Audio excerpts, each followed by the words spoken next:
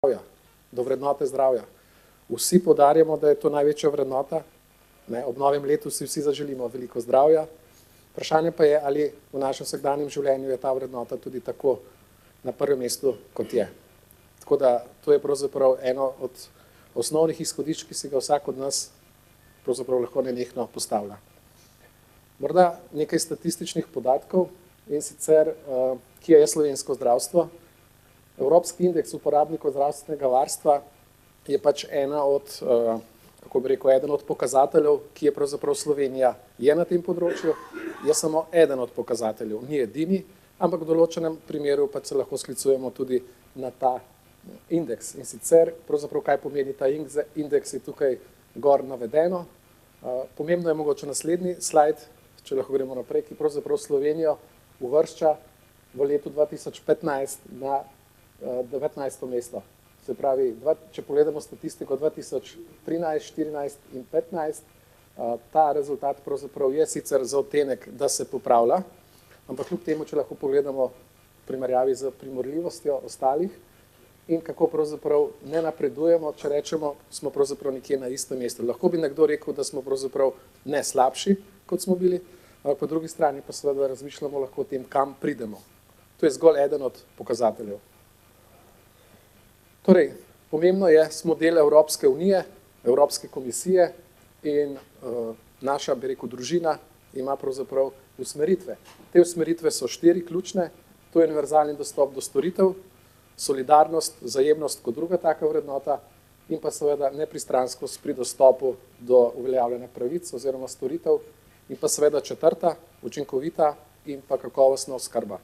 Torej, na nek način je dejavnost zdravstva kot tako neka tržna gospodarska dejavnost z zelo močno socialno usmerjenostjo. Potem imamo tukaj tudi 6 operativnih načel Evropske komisije, torej kakovost oskrbe, varnost pacientov, na dokazih in etiki utemeljena oskrba, da so vključeni pacienti v proces zdravljenja in pa seveda učinkovita ponovna obravnava v primeru napak in pa seveda predvsem zasebnost in zaupnost pri obravnavi. Glavni izzivi. Ali smo pravzaprav v slovenski družbi enotni, kaj pravzaprav so izzivi? Kaj je tisto, kar moramo storiti kot družba, kot nacionalni konsens, s katerim pravzaprav lahko naredimo vsi korak naprej? Danes je zelo veliko deležnikov, ki vsak po svoje razume, kaj je tista prioriteta, kaj je prvi korak, ki je potreben. In brez enega močnega nacionalnega konsenza bo izredno težko narediti tiste temeljne strateške usmeritve. Lahko je eden od teh ključnih izzivov financiranje. Zagotovo ni edini, je pa eden od ključnih, kajti kolikor družba ustvari, gospodarstvo, ekonomija, toliko je lahko tudi potem potrošnja za ostale dejavnosti, kot je zdravstvo, kultura in šolstvo in ostale. Tako da nekaj teh podatkov je bilo tukaj navedenih, ne bi, ker so tudi poznani, so iz javno dostopnih podatkov, ampak kljub temu, dejstvo je, da predvideva se večja rast izdatkov, zelo preprosta, postajamo starajoča družba,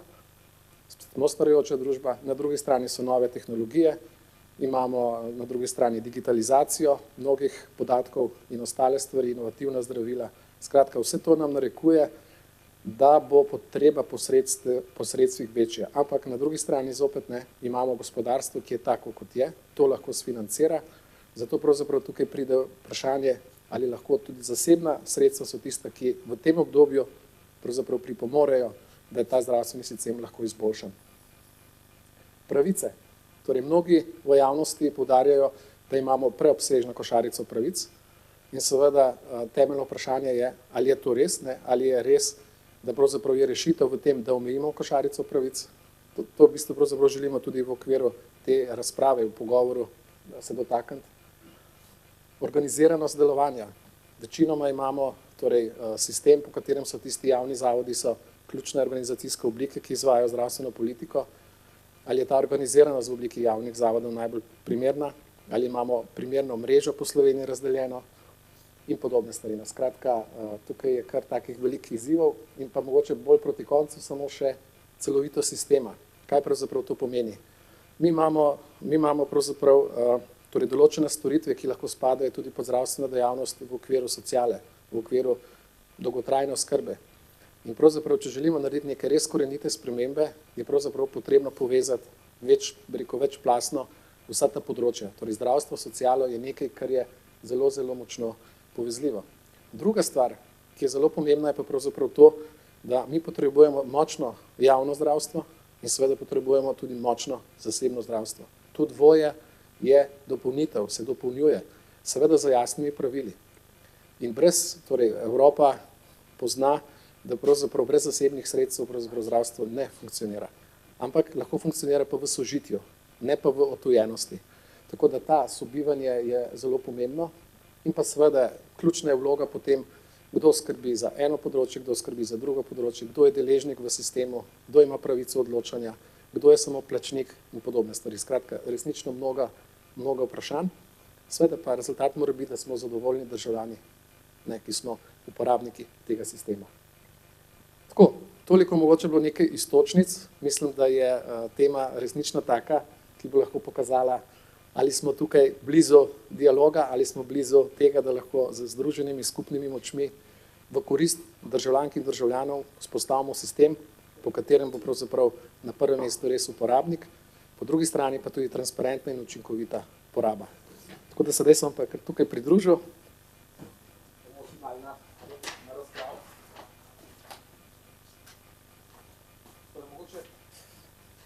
Mogoče za začetek, gospod Gantar, kako vi pravzaprav ocenjujete, kje je danes na slovenski zdravstveni sistem? Sicer po dveh kriterijih, mogoče kot občan, kot državljan, po drugi strani pa tudi kot politik, kot nekdanji minister. Ja, evo, dober dan vsem.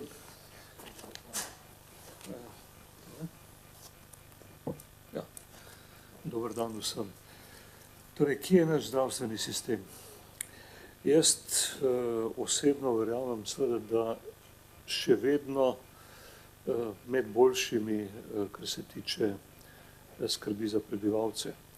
Namreč pomanjkljivosti, ki jih ugotavljamo, dajmo reči, v zadnjem obdobju, predvsem v zadnjih nekaj letih, bodo bolj prišle do izraza, vkolikor jih ne bomo odpravili pravočasno. Tako da danes jaz mislim, da imamo, če izvzamemo seveda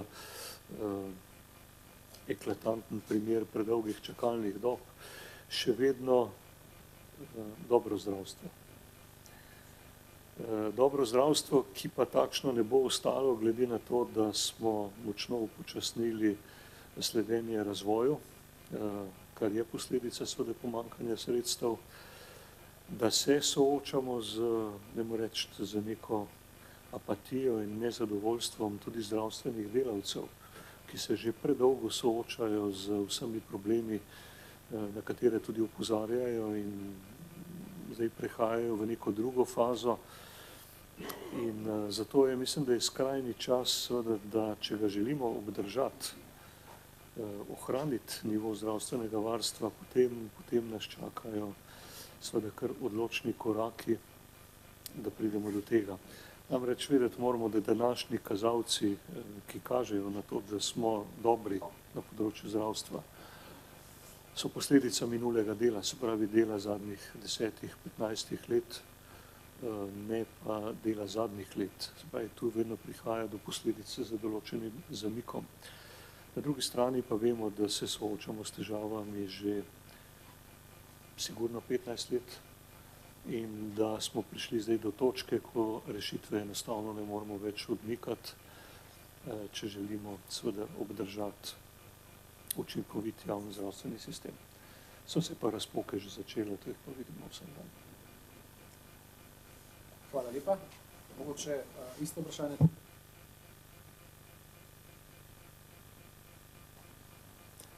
Najlepša hvala in lepo pozdravljeni, spoštovane gospe in spoštovani gospodje. Tudi lep pozdrav našim gostom iz Konrad Adenauer Stiftunga.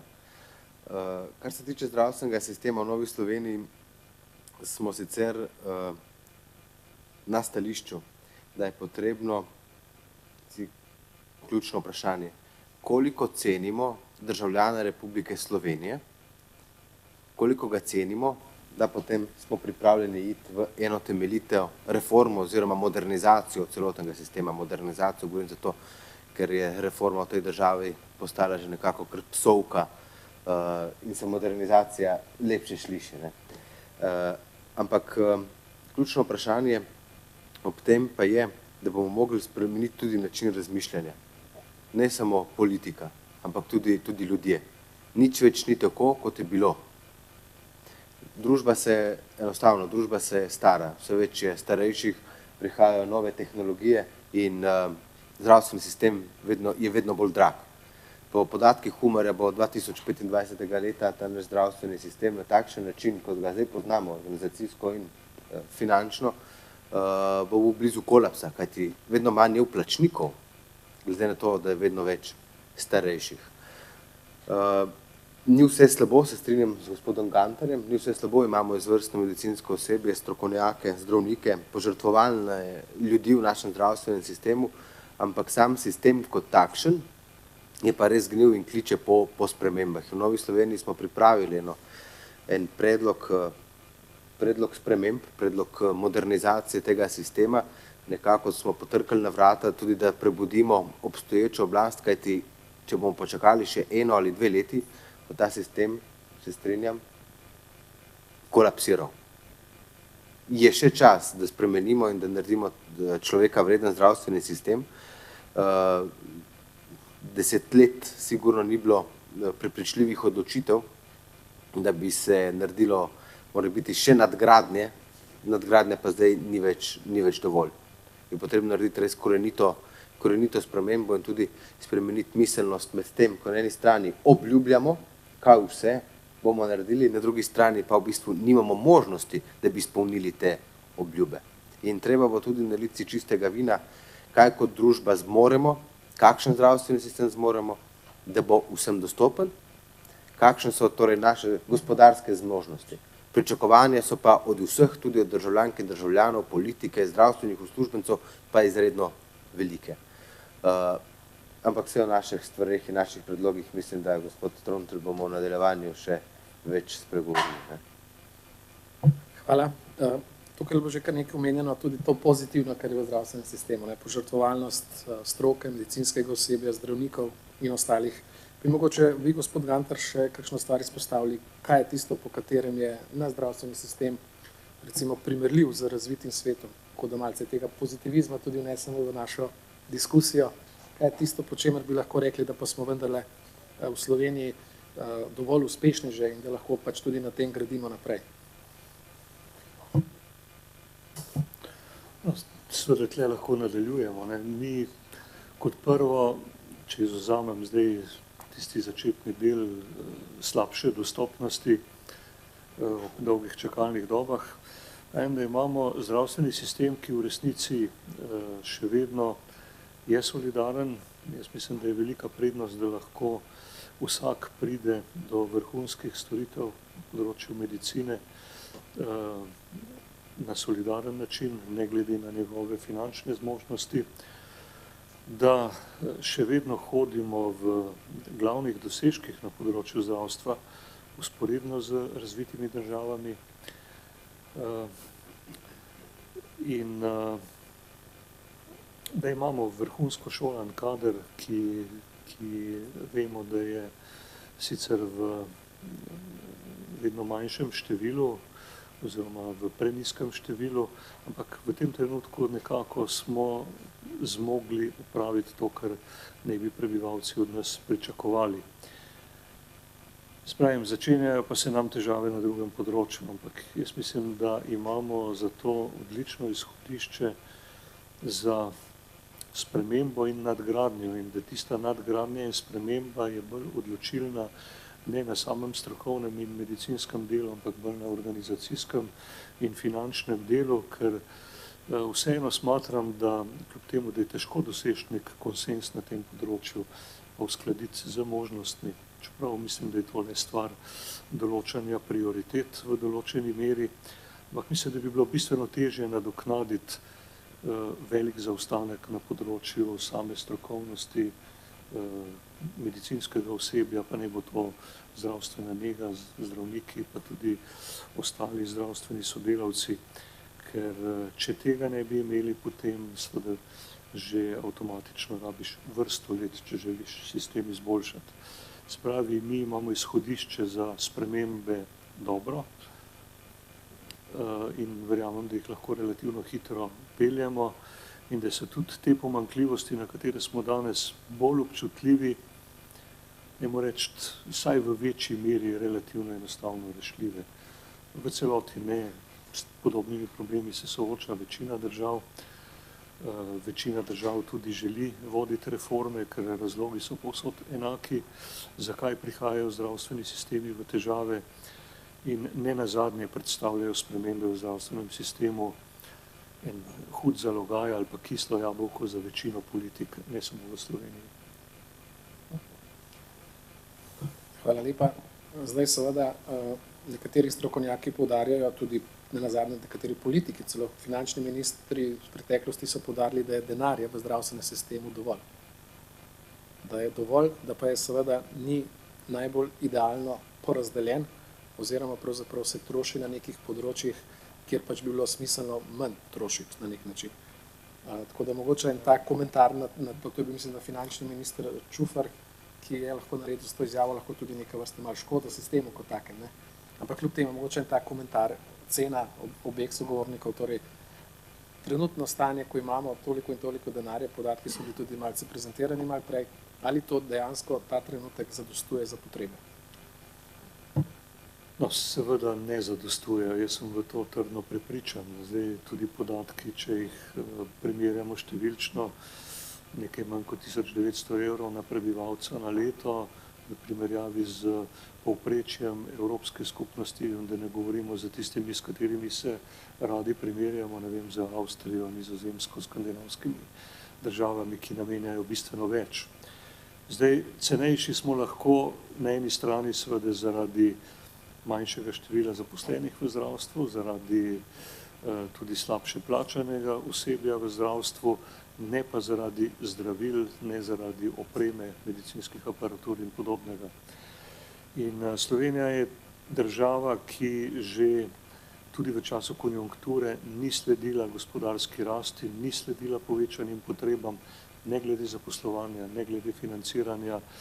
In danes so problemi, ki so ključni in tudi reforma, zato danes sem prepričan, da je v ospredju reforma financiranja, pa čeprav so potrebe tudi na drugih področjih potrebne spremembe. Ravno odraz tega razkoraka med možnostmi in tem, kar obljubljamo ljudem, to, kar imamo na razpolago in seveda to, kar je financirano. Jaz v to ne dvomim. Seveda to ne pomeni, da se ne bi narobe razumeli, da se ne da znotraj organizacije, načina dela tudi kaj bistvenega spremeniti. To bo potrebno, namreč jaz sem tudi prepričan, da iskanje rešitev v smislu best value for money, ne, se pravi čim več in čim boljše za denar, ki je na razpolago, da tu so določene rezerve. V preteklosti smo veliko govorili tudi o korupciji, o predragem plačevanju in tako naprej. Ampak kljub vsemu se moramo zavedati, da vsi ti ukrepi na področju organizacije, tudi če bi jih danes spremenili, imajo določen zamik, da dobiš učinek in dolgoročno ga bomo rabili. Kratkoročno pa mislim, da je zdravstvo v taki finančni stiski v tem trenutku že, da brez dogovora, kako in na kakšen način bo financiranje potekalo naprej, se bojim, da se zdravstvo slabo piše. Hvala. Mogoče isto vprašanje, gospod Jernej, pa tudi v povezavi z večkrat javno izpostavljenim podatkom, da se za določene operacije v tujini zbirajo zamaški in ostale stvari. To zelo odmeva ta izjava v javnosti. Mogoče en komentar glede teh finančnih virov. Ja, zagotovo. Če primerjamo ostale države Evropske unije, sploh zdaj ob interpelaciji ministrice smo s temi podatki tudi prišli na dan, se pravi, v Sloveniji namenjamo relativno mnogo manj denarja, kot pa naše sosednje države za zdravstvo. prav nastopila in tako naprej, da to pozarja tudi naša zdravniška zbornica, ki prihaja z enimi drugimi predlogi. Ampak slediti je treba temu, kar sem vodoma dejal. Kakšne so naše zmožnosti? Kajti na eni strani mi tudi danes obljubljamo vse, tega pa ne moremo sfinancirati, naše gospodarstvo tega ne zmore. Je pa res, da v zadnjem obdobju se je s finančno krizo zdravstvo bilo zelo prikrajšano. No? To drži. Vsaka organizacija pa je potrebna, da skozi čas se spreminja, da prihaja do sprememb. Tukaj pa želim najprej apelirati oziroma reči tako, politiki smo odgovorni, ampak noben minister ne bo prišel, da bo delal organizacijske spremembe samega sistema, če ne bo imel trdne podpore predsednika vlade. In še enkrat ponavljam eno zgodbo iz Amerike. Barack Obama 2008 leta je v svoji volilni kampanji obljubil, šli bomo narediti zdravstveno reformo. To je bila ena njegovih glavnih obljub. Eni pravijo, zaradi tega tudi on, bom rekel, zmagal takrat volitve. In res, on je bil tisti, ki je bil v veliko oporo tistim odgovornim skupinam, ki so pripravili zdravstveno reformo. Tudi ko bom rekel, so bili medijski napadi na same predloge. In on še vedno stal zdraven. Stal je zdraven odgovornih ljudi, ki so pripravili reformo. Pri nas pa prihajamo v položaje, ko najbolj odgovorni politiki v ključnem trenutku zaradi boljšega vtisa, PR učinka, obrnejo hrbet ministru, ki kaj počne, ali pa jim ne ščiti hrbta. To je treba prvič, politična volja mora biti.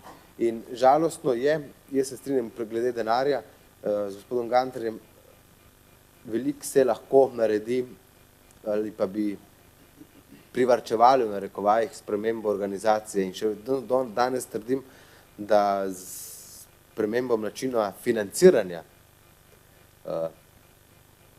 z uvedbo konkurenčnosti v zdravstvenem sistemu, tudi to, se pravi, možnost konkurenčnosti med zavarovalnicami in med izvajalci zdravstvenih storitev, da bi privarčevali kar nekaj denarja, da bi imeli več od tega vložka, ki ga namenimo. In žalostno je, da vsak dan dobivamo skoraj poslance ali pa beremo lahko v medijih, gledamo na televizijskih ekranih, kako se organizirajo dobrodelne prireditve, zbirajo zamaški za zdravljenje naših otrok v tujini, ampak zdaj s temi zamaški to ni komično, no? To je žalostno, resno. Ravno jutro gremo v Vipavsko dolino zaradi zdravljenja enega posameznika na dobrodelni koncert. Ampak to je vsak teden že. Zaradi tega, ker za zdravljenje potem v tujini se strinjam, moramo biti solidarna družba, ampak ta posameznik vplačuje v zdravstveno blagajno denar. In kaj dobil za zameno? Dobil vse, kar si on zasluži, da bi ozdravel? Ja ne. Zaradi tega jutri dobrodelni koncert v Vipavi in se bo cela občina tega udeležila. Jaz želim pač zdravstveni sistem, ki bo temeljil na temu, da posameznik sam odloča o poteku njegovega zdravljenja in potem bi bil ta zdravstveni sistem tudi bom rekel, cenejši, tudi bolj pravičen. Mi lahko dvignemo prispevne stopnje, ampak če ne bomo spremenili organizacije tega sistema, potem bo denarja še naprej primanjkovalo. Hvala lepa. Dopolnite z vaše strani. Ja, torej, moramo se zavedati, da sočutje ljudi je relativno lahko doseženo na področju zdravstva. Ko postaviš bolnega otroka, koga, seveda bodo ljudje priskočili na pomoč. Mislim pa, da je kljub vsemu, večina teh akcij, ki so nepotrebni. Namreč, če je potrebno v resnici zdravljenje v tujini, je to zdravljenje tudi zagotovljeno. Je pa res, da mora povedati o tem nekaj stroka. Ni zavarovalnica tista, ki bi nekomu, pa zavod zdravstveno zdravljenje, da sem bolj natančen, tisti, ki omejuje dostop do zdravljenja v tujini, ampak je v resnici stroka. In če stroka presodi, da v Sloveniji določenega zdravljenja ne zmoremo, da nimamo izkušenj, da so bistveno večje možnosti za takšno zdravljenje v tujini, potem se takšnega posameznika zdravljenja v tujino tudi napoti. Na drugi strani pa seveda moramo se zavedati, da živimo v dobi informacijske tehnologije, ljudje, ko so v stiski, seveda berajo, iščejo rešitve tudi po internetu, s tem, da se po mojem vse prepogosto tudi jemlje te rešitve, ali nekatere načine, kot so pozdravljeno. Internet pač objavi vse. In marsikje je zdravstvo zelo tržno, in marsikje se obljublja morda več, kot se v resnici zmore. Zato jaz sicer verjamem, da obstajajo tudi primeri, kjer je ocena lahko napačna znotraj naše stroke. V večini primerov še enkrat mislim, da zbiranje zamaškov še vedno na račun pomanjkanja sredstev. Hvala lepa. Seveda lahko če prehajamo malce bolj na rešitve. In v javnosti, strokovni javnosti in laični krščanskih demokratov, ki želijo v slovenski zdravstveni sistem umestiti večjo konkurenčnost, tako imenovano regulirano konkurenčnost. To je eden od, legitimnih predlogov, kajti vemo, da torej, v nekaterih drugih panogah pravzaprav je konkurenčnost tista, ki dviguje nivo storitev, dviguje pravzaprav učinkovito sistema in podobno stvar. Torej, ključna poanta sprememb zdravstvenega sistema bo verjetno tudi na tem področju, koliko konkurenčnosti želimo v ta sistem umestiti, ali sploh konkurenčnost ali ne, in pravzaprav iz tega naslova ta odločitev pa eno ključnih za slovensko družbo. Mogoče tukaj, gospod Vrtovec, če lahko predstavite ta pobudo, ta predlog reforme, ta celovit predlog reforme področja zdravstvenega sistema in pa tudi dolgotrajne oskrbe, ki ga pripravlja Nova Slovenija. Najlepša hvala, ampak tle bi podrobali kakšno uro ali pa dve, ampak nekratko. Glede dolgotrajne oskrbe v zadnjih 10 letih, mislim, da se vladajoče koalice podlakar govorijo, da dolgotrajno oskrbo moramo urediti, tudi mi v svojem predlogu smo jo umestili. Kar se pa tiče celovitega predloga, če nekratko povzamem, bistvena sprememba je v tem, da dajemo posamezniku težo, da se svoj lasten denar sam odloča o poteku njegovega zdravja.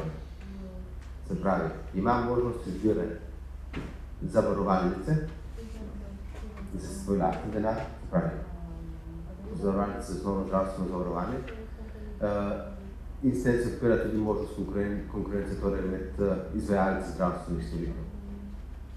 Se pravi, posameznik, če jaz nekaj vplačam, se mi tisti odgovoren, ki bom odgovarjal, kako bo šlo moje zdravljenje.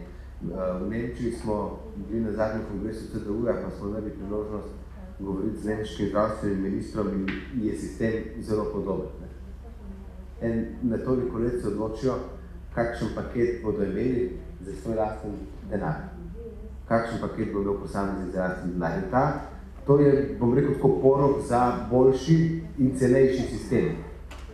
Zakaj? Jaz si vi predstavljate, da imamo avtomobilsko zdravstveno zavarovanje in imate samo Triglav na voljo. Zavarovalnico Triglav. In Triglav bo rekel, vete, 2000 evrov plus kasko 2500 evrov. Mi ne bi imeli možnosti izbire kaj drugega. In bi bili prisiljeni vzeti ta Triglav. Kljub temu, da je drag in kljub temu, da ni najboljši, recimo. Zdaj pa imate možnost izbire za avtomobilsko zavarovanje.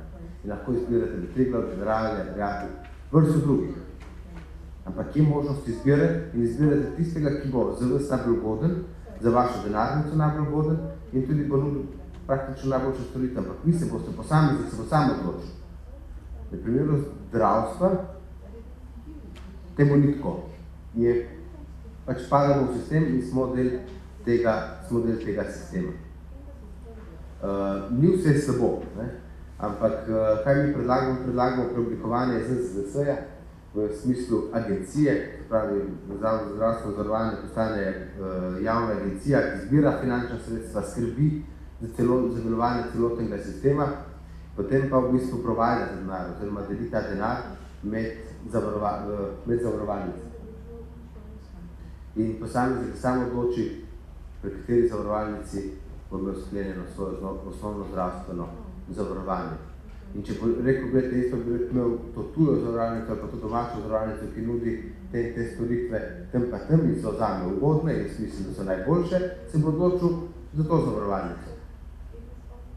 Tak sistem pa lepo v tujini poznajo in funkcionira. Tako da ne vidim jaz tukaj težav, zakaj ta sistem ne bi nekako funkcioniral tudi regulirano, govorimo o regulirano konkurenčnosti, zakaj ne bi funkcioniral tudi v Sloveniji.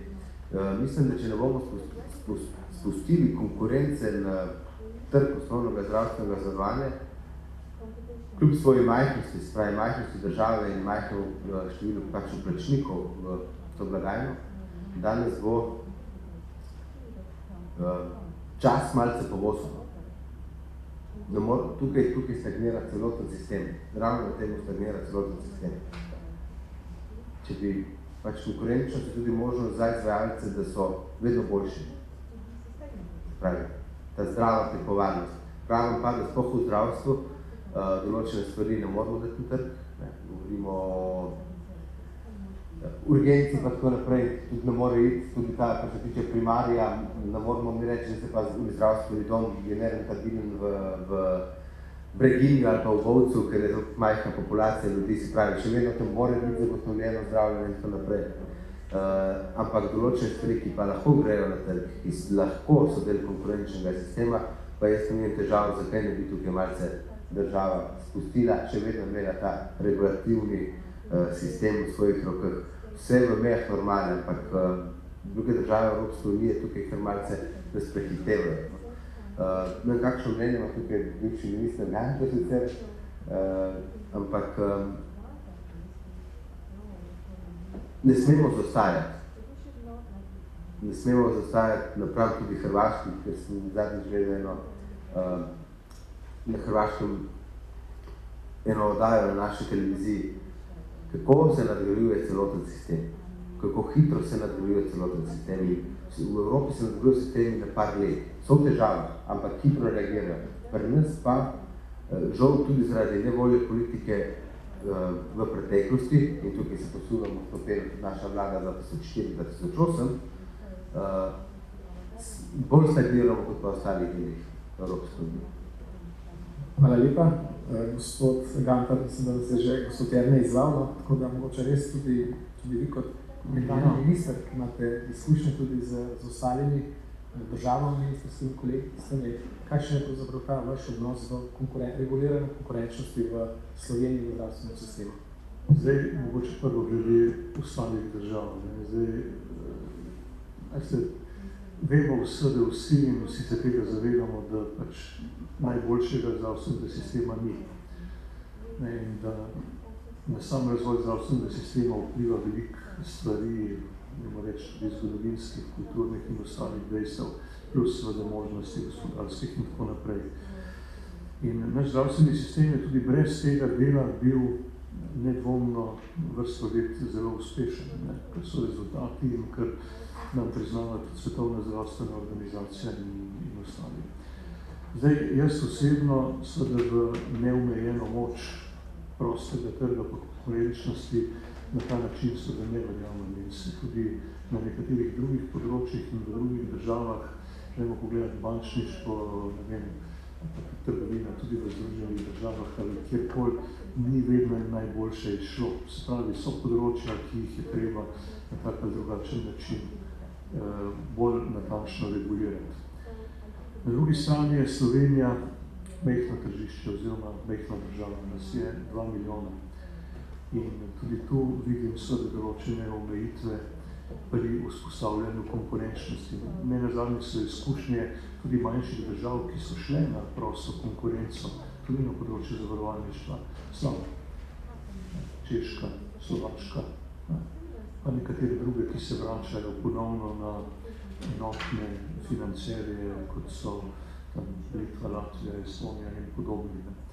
Tako da ne vidim. Jaz se strinjam seveda, da je potrebno spremeniti sistem financiranja, ne samo več denarja razdeliti na obstoječ način, da bo treba tudi preko tega mehanizma, se pravi, nekako zagotoviti več za zbran denar, drugačen način dela, drugačno stimulacijo, motivacijo, tudi drugačno nagrajevanje, pa ne bo to v posameznih ustanov, bolnišnic, javnih, zasebnih, kakorkoli obrnemo.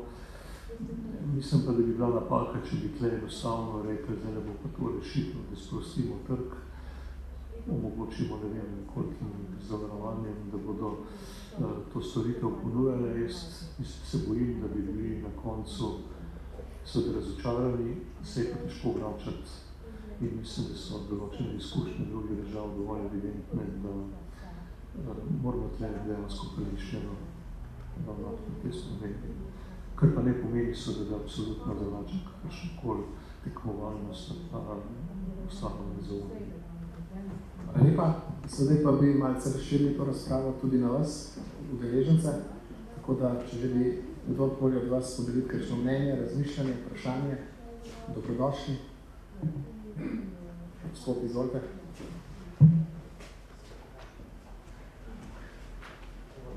Robert Šifrar. Lansko leto sem bil na srečanju, kjer je govoril dr. Oreškovič. Rekel je, da v Ameriki 30% denarja iz sistema se izgubi, zdravstvenega sistema, kljub temu, da Američani imajo verjetno zelo dobro vodeno zdravstvo in zelo dobro organizirano zdravstvo. Hkrati so zdravniki privatniki oziroma so zdravniki v privatnih bolnicah, v privatnem sektorju. Pri nas vemo, da imamo dejansko zdravstvo še vedno komunistično, državno, to pravi državne bolnice, zdravniki, medicinsko osebje so državni uradniki, v Sloveniji nimamo meritev in zaradi tega ne moramo niti krmiti v zdravstvo, da bi rekli, bomo nekaj naredili, da bo nekaj spremenili. Jaz verjamem v svobodni trg. Tako da mislim, da bi mogli na tem področju nekaj narediti. Če imamo lahko mehanike ali pa kleparje, jaz mislim, da bi tudi zdravniki bili lahko na svobodnem trgu, da bi ljudje vedeli, kjeri zdravniki so dobri, kjeri kirurgi so dobri. Isto mislim, da bi mogli za šolstvo narediti. Jaz mislim, da tudi slovenski politiki, ne glede ali levi ali desni, večinoma so socialisti in teh vprašanj sploh ne odpirajo, da imamo državno šolstvo in državno zdravstvo. Isto je pa z volivci.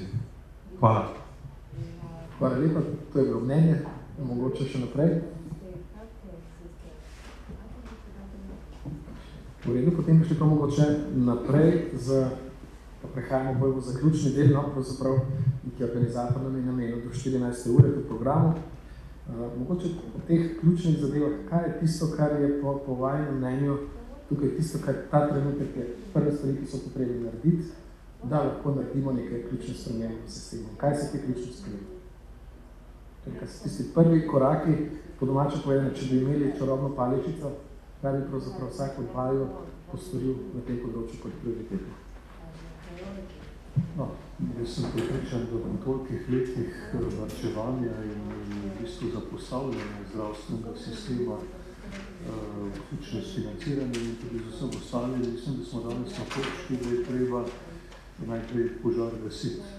In ta požar so danes očitno in nenormalno dolge čakalne dobe, ki ne omogočajo dostopnost ljudem. Se pravi, da se moramo zmeniti najprej, to postaja po mojem prioriteta v reformnih ukrepih, je dejansko sprememba financiranja. Potem vemo, da imamo dejansko rizičen sistem financiranja zdravstva, kar se je izkazalo v času krize. Tudi analiza WHO je to pokazala, da financiranje iz enega vira je nevarno in to je bilo na račun zmanjševanja plač, zaposlenosti in podobnega izrazito pred nekaj leti, ko smo bili v tej krizi. Zbrali, ta sistem potrebuje nujno reformo. Bojim se pa, da brez ureditve tega vprašanja enostavno ne bomo imeli na razpolago časa, da se lotimo vsebinskih sprememb, ki so tudi nujne, da se razumemo na področju stroke, organizacije in vsega tega, kar je ključno, bomo reči, za tudi dolgotrajno finančno vzdržnost zdravstvenega sistema.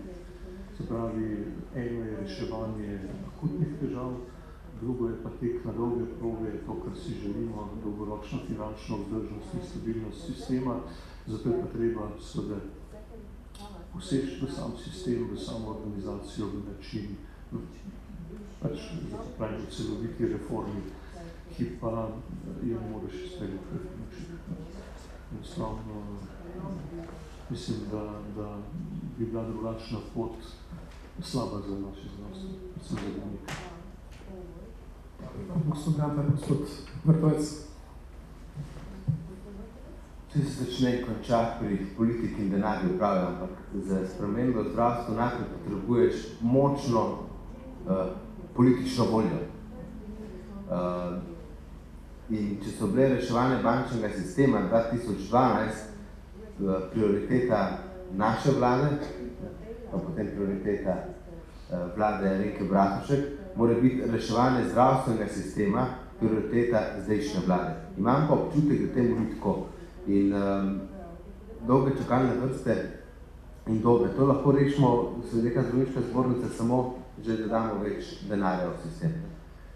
Sestrinje zdravstvo se je zapostavljalo, v zadnjih 10 letih je bilo zapostavljeno, ampak samo z denarjem, da ga dajemo v reševanje teh težav, sistema ne bomo rešili. Vsaj dolgoročno ne. Potrebno bo spremeniti tudi organizacijo, da to pa poudarim, tisti minister, ki ne bo speljal zdravstvene reforme, ne bo moderniziral sistema, če ne bo imel 100% podpore predsednika vlade. In imamo občutek, da tudi zdajšnja vlada te podpore spremembam v zdravstvenem sistemu ne daje. In tukaj vidim ta ključen problem, če noče robno palice, bi rekel predsedniku vlade, prosim te, ne bo zdravstvo tvoja prioriteta za naslednje 2 leti. Imam pa občutek, da to ne. Hvala lepa, gospod Kantar. Ja, zdaj seveda meni na eni strani je žal, da je bilo zamujenega precej časa, da ima več ključnega časa za spremembe, ki je v prvem delu mandata neke vlade. Po drugi strani pa vseeno nekako verjamem, da je tudi po sedanji interpelaciji ministrice za zdravje le predsednik vlade stopil prvič na njeno stran, drugič pa da se je začel v resnici zavedati problema zdravstva. In da bo ta problem zdravstva nekako ključno vplival tudi na nadaljnje delo te vlade in na njeno oceno. In zato jaz pričakujem, da v naslednjih parih mesecih spremembe na tem področju, ker sicer bo ta vlada težko do konca mandata delovala na način, kot je bil zastavljen. In še enkrat, jaz sem tle malček bolj optimističen, kljub samo, ker mislim, da je tudi zdaj pri predsedniku samem zavedanje, da postaja zdravstvo ključni problem, ob tem, da imamo seveda po drugi strani neko gospodarsko rast, da se nekje razmere umirajo, pa da so še daleč od tistega, kar bi si želeli, ampak kljub samo. Hvala lepa, gospod Jarni, bi še dopolnil, Zdaj, to so bi pač, jaz ne vem, kako v koaliciji debatirajo, ali je zdravstvo prioriteta ali ne, kot kaže predsednik vlade, končno to spoznal. Bistveno pa je, da težko od posameznika, ki v 2 letih na svojem resorju ni niti vložil parlamentarno proceduro, 3 zakone pa 2 resolucije, težko pričakujemo v naslednjem letu, kajte veste, da v volilnem letu se tudi vladajoča koalicija ne bo odločila, da bo šla delati temeljito zdravstveno reformo, sem prepričan, da ne, da bi naredil korenite spremembe, da bi izbral toliko poguma. Sploh glede na datum, ki ga je poslanska skupina Desus dala 12. december z enega izmed ključnih zakonov, da pride na vladne klopi, se mi zdi zelo optimistično, upam, da bo ta scenarij izveden. Bojim pa se, kaj če ne bo. Kaj če ne bo, ali bo to enega drugega ministra čakalo na zadnje leto mandata, da bo izpel želje predsednika vlade. Zaradi tega Nova Slovenija podprla interpelacijo, kajti je bil še čas, morda je bil še čas, da bi dobili boljšega človeka za ta položaj. Dajemo pa tudi ministrici seveda priložnost, tudi mi. Bojimo pa se, da je bilo res veliko zamujenega. Kaj pa želite še dopolniti? No, samo toliko glede naše zahteve. Sve, to je v bistvu povzetek plana ministrice za zdravje. Sama si je določila kot cilj, da do 12. decembra dejavno obravnava, da zakon o zdravstvenem varstvu in zdravstvenem zavarovanju. Sve, to je njena časovnica, mi jo povzemamo in od nje to zahtevamo. izključno z namenom, da se o teh ključnih vsebinah začnemo pogovarjati. Ker danes o tem, kaj namerava, pravzaprav ne vemo še ničesar. In to je potem, ko bomo poznali rešitve, ne glede na to, so členi napisani mesec prej ali mesec kasneje, verjetno ne bo velike razlike. Problem je pa, ker ne poznamo rešitve. Hvala. Mogoče čisto za konec. Znano je, da zdravstvene reforme, pokojninske reforme in ostale ključne spremembe v družbi lahko nastanejo v nekem dialogu družbe, v dialogu različnih deležnikov, ki imajo lahko zelo različne poglede. Ampak seveda so pa neke točke skupne, kjer pravzaprav se najde nek ta konsens. Pa mogoče čisto za konec, čisto na kratko samo vprašanje za oba. Kako vidite v tem smislu, ali smo blizu, ali sploh poteka nek konsens, dialog v družbi, da bi lahko prišli do tiste točke, kjer bi bil nacionalni konsens, katere stvari se bodo zgodile v tem mandatu, recimo še v teh 2 letih, ki je. Oziroma, ali vidite možnost, da pravzaprav tak konsens v družbi sploh je? No, zdaj, evidentno je, da do dialoga do zdaj nekega ni bilo. Zato tudi številni predlogi zdravstvene reforme z različnih koncev, različne pobude, v marsičem zelo podobne. In dialoga tudi enostavno ni moglo biti, glede na to, da nimamo vsebinskih rešitev za ključne stvari v zdravstvu, za ključno reševanje bodisi organizacije, kakšen status bodo imele bolnišnice, kako bodo vodene, bodo avtonomne ali bodo v večji meri in tako naprej, ne govorimo spet o financiranju in ostalim spravi. Mi se še v ničemer nismo praktično začeli pogovarjati. V resnici nam časa zmanjkuje. Tako pravim, reševanje v 2 fazah, prvo gašenje in potem konsens. Mislim pa, da so brez dialoga in brez konsenza na področju zdravstva praktično ni mogoče reforme izpeljati. Pa ne bo to strokovna javnost, tudi laična, vsebina združenja in vsi ostali. Jaz mislim, da tega se pač priporočili ne more. Hvala lepa. Gospod Jernej. Seveda, delim mnenje, da je ideolog predpostavka za korenito modernizacijo zdravstvenega sistema. Namreč, ker v tem sistemu je vrsto igralcev, pomembnih igralcev in izključevanje nikakor ne sme biti v poštev. Bojim se, da tega izključevanja je bilo do zdaj v tem mandatu že preveč toliko, da se je porušilo na eni strani zaupanje. Tako občutek imam, ko se pogovarjam z nekaterimi iz zdravniške zbornice Slovenije ali pa še drugega sindikata. V politiki bom tako rekel, v Novi Sloveniji nismo težava. Če bo prišel dobri predlogi na mizo, bomo dobre predloge podprli. Bojim pa se, da je ključno, da je to zaupanje na eni strani med ministrstvom pa uslužbenci v zdravstvu. To zaupanje je tisto, ki mora biti res temeljito, ki mora biti dobro. Na podlagi vseh diskusij, tudi medijskih spopadov, če hočete, pa nastaja vtis, da je to porušenje, da je to zaupanje porušeno. Torej, to ni dober porok za reformo zdravstvenega sistema. Hvala lepa. S tem smo pa naš današnji panel zaključili. Gospodu Gantarju in gospodu Jerneju Vrtovcu iskrena zahvala za podelitev teh razmišljanj. Hvala tudi vam za povabilo, da smo lahko tukaj in pa seveda predvsem uspešno delo parlamentov, politika je tista, ki bo tukaj ključna. Tako da z tega naslova in pa glede na razprave vseeno je bilo zaznati nekaj optimizma in optimizem je tisto, kar nas drži po koncu in upanje, da bo tudi Slovenija dobila nadgradnjo tega zdravstvenega sistema. Tako da hvala lepa še enkrat vsem.